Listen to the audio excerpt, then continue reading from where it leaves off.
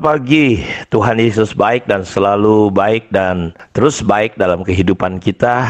Dan saya percaya dan bersyukur karena kemurahan dan anugerahnya lah yang membuat kita semua ada sebagaimana kita ada hari ini. Kita tidak diselamatkan karena kita, tetapi kita diselamatkan karena kasih-Nya. Karena itu biarlah kasih-Nya membuat kita mengerti, membuat kita semakin takut akan Tuhan. Setiap derap hidup dan kegiatan yang kita lakukan bukan berdasarkan apapun, tetapi hanya berdasarkan kasih Tuhan. Karena itu mari kita masih membaca hari ini dari kitab 2 Samuel pasal 2. Jadi kalau hari Minggu kemarin saat teduh kita tidak ada, tapi sudah bisa baca 2 Samuel pasal 1. Dan hari ini kita membaca 2 Samuel 2 ayat 12 sampai pasal 3 ayat 39.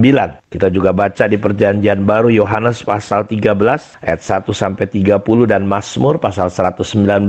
Sebuah pasal yang cukup panjang. Kita baca ayat 1 sampai yang ke-16 dan kitab Amsal pasal 15 ayat 29 sampai ayat yang ke-30. Kita masih belajar hari ini tentang mengapa firman Tuhan tidak mengubah hidup kita, atau mengapa firman Tuhan seolah-olah tidak berkuasa dalam hidup kita. Kita sudah belajar yang pertama bahwa orang yang mendengar firman Tuhan tetapi dia tidak mengerti, seperti tanah di tepi jalan. Yang kedua yang sedang kita pelajari adalah tentang tanah yang berbatu-batu. Di dalam Matius 13 ayat 5-6 dikatakan sebagian jatuh di tanah yang berbatu yang tidak banyak tanahnya. Lalu benih itu pun segera tumbuh karena tanahnya tipis. Tetapi sesudah matahari terbit layulah ia dan menjadi kering karena tidak berakar. Dalam terjemahan yang lainnya di sini dikatakan bahwa benih yang ditaburkan di tanah yang berbatu ialah orang yang mendengar firman dan segera menerimanya dengan gembira. Perhatikan, dia menerima firman dengan gembira, dengan sukacita, dengan antusias, tetapi ia tidak berakar dan tahan sebentar saja. Apabila datang penindasan atau penganiayaan karena firman itu, orang itu pun segera murtad. Salah satu yang dinubuatkan Yesus bahwa sebelum kedatangannya akan terjadi kemurtatan. Jadi saudara harus perhatikan, kita perlu menjadi orang percaya, menjadi orang Kristen yang bukan hanya semangat di luar. Ketika firman disampaikan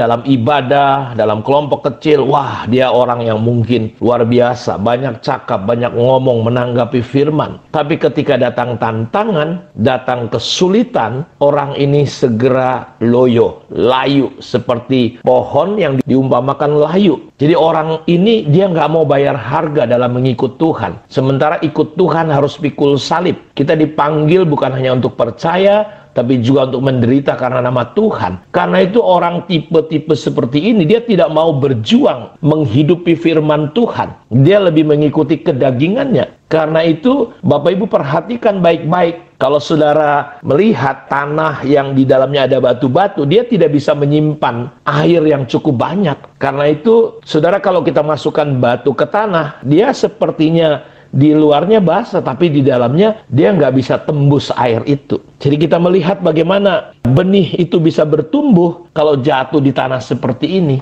Karena ini merupakan latar belakangnya adalah Palestina atau orang Israel. Ada bagian-bagian di tanah, di tempat-tempat mereka itu yang dijadikan pertanian itu dari lapisan batu-batu karang. Kita soroti, di sini ada dua hal yang kita lihat di sini digambarkan bahwa tipe atau golongan tanah yang kedua ini, benih yang ditaburkan di tanah yang berbatu-batu ialah orang yang mendengar firman, segera menerimanya, segera menerima bahkan dengan gembira. Kata segera menerima dengan gembira, orang ini mendengar firman, Injil, dan responnya kelihatan bagus. Tetapi ada kata segera dengan gembira, satu respon yang cepat, emosional. Seorang hamba Tuhan memberikan penerangan bahwa penerimaan yang diterima benih itu dari lapisan tanah yang tipis adalah suatu lapisan batu karang yang kita lihat bahwa benih kecil yang tidak berakar dengan teguh bertumbuh dengan cepat, lalu matahari ketika datang dia akan dibakar, panas terik itu akan melayukan. Jadi orang-orang yang disimbolkan di sini dengan segera secara impulsif, secara gembira dia meloncat mungkin untuk menerima berita itu. Dia merasakan perasaan senang yang mendadak, sangat antusias, bahkan bisa dipengaruhi secara cukup ya, sampai mungkin bisa menangis, meneteskan air mata. Pesonanya luar biasa. Tetapi ketika datang tantangan, dia segera surut. Dia nggak kelihatan lagi, saudaraku. Dia melupakan semua antusiasnya. Jadi kehidupan ini menunjukkan hanya emosi waktu mendengar firman. Jadi nggak cukup hanya dengan antusias dan emosi. Jadi banyak lucunya, saudaraku, terkadang gereja-gereja, saudaraku, jemaatnya, WL-nya berusaha membangkitkan emosi sepanjang kebaktian. Sehingga kita melihat orang-orang ini cuma emosional. Ketika orang mengikuti Tuhan, banyak orang yang datang kepada Yesus, tapi ketika dia mengajarkan kebenaran, wah, mereka bilang ini pengajarannya keras.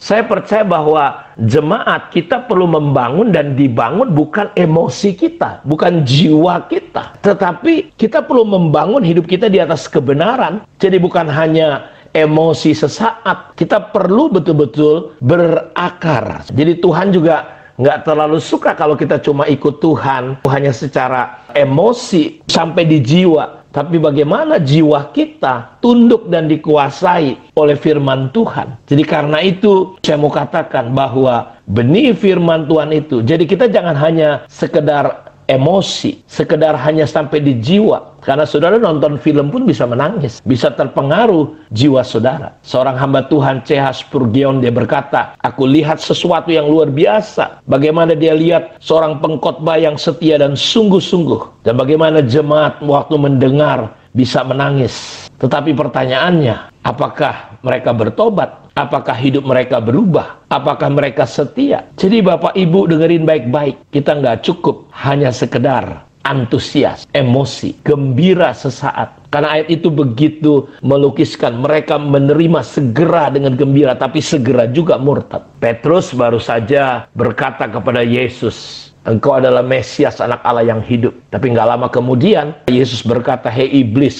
keluar engkau, mundur engkau dari hadapanku. Karena engkau hanya mikir apa yang dipikirkan manusia. Engkau nggak pernah memikirkan apa yang dipikirkan Allah. Jadi kita lihat, golongan yang pertama betul-betul tidak mengerti. Golongan yang keempat mengerti. Tanah golongan yang kedua dan yang ketiga tidak dikatakan apapun tentang mengerti atau tidak mengerti. Jadi jenis tanah yang kedua ini kelihatan ada di antara kedua keadaan itu. Dengan kata lain, kurang pengertian. Jadi tidak ada waktu untuk mengerti. Satu hari ada seorang guru bertanya dari seorang gadis kecil bahwa kamu tidak mengerti hal yang sederhana ini. Sebenarnya aku tahu, kata dia. Yang menjawab dengan satu pandangan yang menunjukkan kebingungan. Tetapi aku kadang-kadang berpikir aku mempunyai begitu banyak hal-hal untuk dipelajari sehingga aku tidak punya waktu untuk mengerti. Di sana, saudaraku, ada banyak pendengaran, baca, banyak kehadiran, kebaktian banyak sekali, tapi hasilnya sangat kecil. Kenapa? Karena firman Tuhan bukan menjadi pokok pemikiran. Dia nggak pernah diterima dengan pengertian. Seperti daging kita makan, main telan, nggak dicerna. Jadi ini lebih membahayakan. Kenapa? Karena nanti usus kita, tubuh kita bisa rusak. Karena itu kita perlu mengunyah dengan benar. Jadi kalau orang sungguh-sungguh mengerti, dia harus merenungkan firman dan dia menanggapi dengan positif.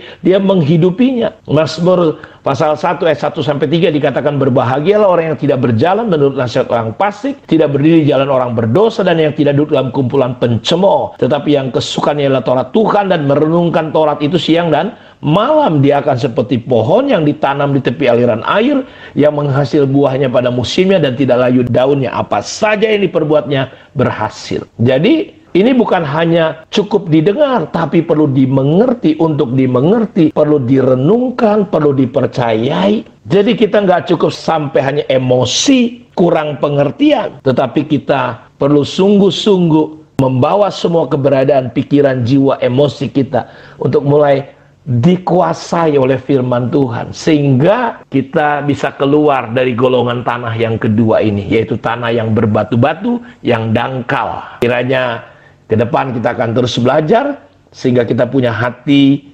yang sungguh-sungguh subur, tidak berhenti hanya sampai di jiwa, sehingga kita mudah padam, mudah patah, mudah mundur. Tuhan memberkati kita. Mari kita berdoa. Bapa, terima kasih Engkau yang memberkati setiap anak-anak-Mu, jamah dan tolong kami semua ya Tuhan, supaya hari-hari ke depan kami terus bertumbuh di dalam Engkau. Kami memiliki pandangan, sikap hati yang benar, sehingga kami memiliki tanah hati yang subur, berbuah 30, 60, 100. Terpujilah Engkau Bapa. Di dalam nama Yesus, Tuhan memberkati semua anak-anak-Mu. Dalam nama Yesus kami berdoa. Amin. Tuhan memberkati kita semua. Shalom.